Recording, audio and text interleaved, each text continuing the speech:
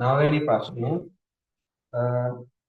මේකේ AB දීලා තියෙනවා AB විස්කම් වෙන උත්තරේ සමීකරණය අහන්නේ නම් උත්තරයක් හඳගමු.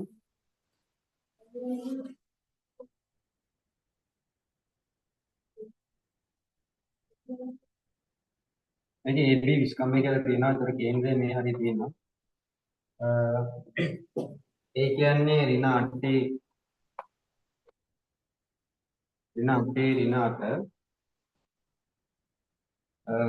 B කියලා කියන්නේ 12 2. ඒතර කේන්ද්‍රය හොයාගත්ත හැකි මේ AB කියන එකේ මැදනේ කේන්ද්‍රය තියෙන්නේ. ඒ හින්දා 12යි 8යි විතර 4යි කියන්නේ 2යි. මේ දෙක එකතු වුණාම ඍණ 4යි කියන්නේ ඍණ 2යි. මෙතන තුන ඊට පස්සේ මේක අහන්නේ උත්තරේ සමීකරණය. එහෙම සමීකරණයක් අහද්දී දේශිම ක්‍රමය මෙහෙම සාධාරණ තැනකට ගහ ගන්නවා. ඒක අපි x y කියලා ගන්නවා. ඊට පස්සේ මෙතන කොහොනේ අනිවාර්යෙන් 90 වෙනවා. ඊට පස්සේ මේක m එක කියලා ගමු. මේක m2 අනුක්‍රමණ දෙක m1 වරක් m2 සමානයි ඍණ 1යි. මෙතන කොහොනේ 90 හින්දා මේ සම්බන්ධතාවය අරගෙන උත්තර සමීකරණය හොයාගන්න පුළුවන්. දැන් m එකට උත්තරයක් දීමු මේ xy අදාළ කරගෙන. ඊට පස්සේ m1 කියන්නේ y ඍණ 8 එතකොට ධන 8 වෙනවා.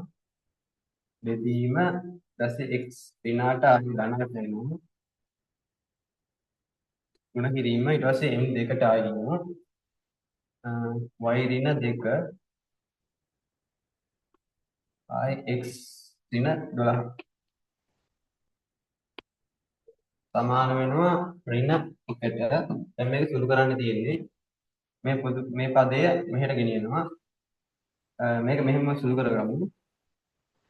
y වර්ග එතේ එනවා ධන 6යි y ඊපස්සේ ඍණ 16යි සමාන වෙනවා ඍණ 1 වතාවක්. මේක සුළු කරලා මම ලියා ගන්නම්. x වර්ග ඍණ 4යි x ඍණ 96 ඊට දැන් මේක සුළු කරලා ඔක්කොම එකම පැත්තකට ගමු. x වර්ගෙ මෙහෙට එනවා. x වර්ග ධන y වර්ග ඊට පස්සේ x තියෙන පදේ මෙතනින් ධන 4යි එක දෙනවනේ. ඊට පස්සේ ආයෙ මෙහෙට එද්දි ඒක ඍණ වෙනවා. ඍණ 4යි x ඊට පස්සේ මේක 6යි y ඊට පස්සේ මෙතන ඍණ 16 තියෙන්නේ. මෙතන 96 ධන 96ක් හැදෙනවා. මෙහෙට එද්දි ආයෙ ඍණ වෙනවා. එතකොට 6 11 සමානයි බින්දුව. ඒතර මේක තමයි වෘත්තයේ සමීකරණය. දැන් ආන්නේ එම වෘත්තයේ සමග 4 8 ලක්ෂයේ පිහිටීම සමන්ඩ කියන්නේ. එතකොට අපිට ඕන වෙනවා r කීයද කියලා. හරිද? ඊට පස්සේ r භාගම මේකට. r කියන්නේ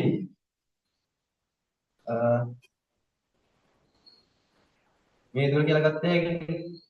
O වල ඉඳන් b වලට දුර කියලා ගත්ත හැකි. එතකොට 12න් දෙකක් අඩු කරාම 10 10 වර්ගය ධන ඊපස්සේ දෙකෙන් තුනක් 5යි ඒකට 25යි. එතන 5යි වර්ගය. ඒකේ වර්ගමූලය ඒ කියන්නේ ඉංග්‍රීසි ධන 5යි වර්ග මූලය 125යි කියන්නේ 5යි මූල 5යි. දැන් තියෙනවා එම වෘත්තයේ සමග 4 8 ලක්ෂයේ පිහිටීම අහන්නේ. ඒ හින්දා මේ O වල ඉඳන් යම් ලක්ෂයක් තියෙනවා D කියලා. ඒක 4 8 මෙන්න මේ දුර අපි හොයාගන්න. ඒ දුර හොයාගන්න පුළුවන් සමානයි 4යි මෙතන 2 ඍණ 3නේ. එතකොට 4ෙන් 2ක් අඩු කරපුවාම 2යි. ඒ කියන්නේ 2 වර්ගය ගන්න. 8ෙන් 3ක් අඩු කරපුවාම 11. 8ෙන් 3ක් අඩු කරලා ධන වෙනවා. ඊට පස්සේ 11යි වර්ගය. ඒකේ වර්ගමූලය. එතකොට මෙතන 4 වෙනවා. මෙතන 121ක් වෙනවා. ඒකේ වර්ගමූලය අන්දේන 125 වර්ගමූලය කියලා. ඒකත් අන්තිමට මේක 5යි මූල 5. දැන් මේකයි අරයයි සමාන වුණානේ. ඒ කියන්නේ මෙතන ඉඳන් මෙතෙන්ට තියෙන දුර අරයට සමාන දුරක්. ඒ කියන්නේ ඒ ලක්ෂ්‍යය තියෙන්නේ මේ කොහේ හරි සාධාරණ වෘත්තයේ මත තැනක. ඒතර උත්තරේ වෙන්නේ ඒකට මේ වෘත්තයේ මත පිහිටයි කියලා.